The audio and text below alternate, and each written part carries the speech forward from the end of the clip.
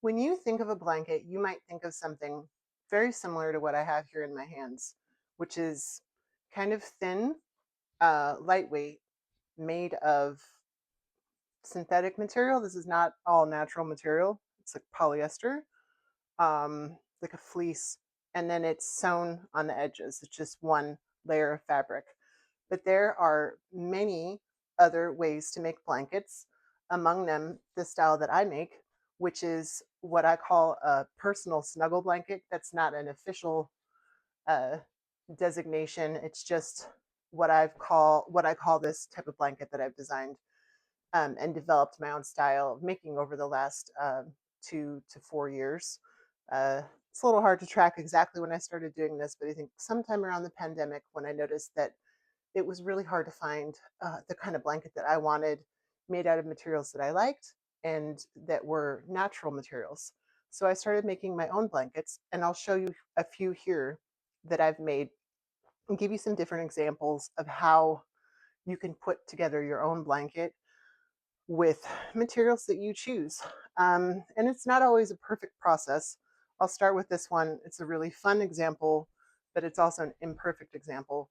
Um, so this is two different types of fabric on the front and back, and then um, it's mostly actually this one is all cotton. So I took pieces of fabric. I have some denim here on the side, different things that didn't go together necessarily, and I created a pattern.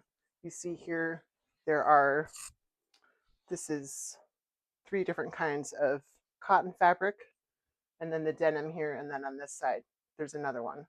So you essentially can just piece together based on your preferences and the kind of style that you want something that looks cool, if it's for you, fits the decor in your home. This one was just kind of experimental and for fun. And it's currently being used in my house as kind of a blanket to snuggle with on the couch, which is what these are really made for.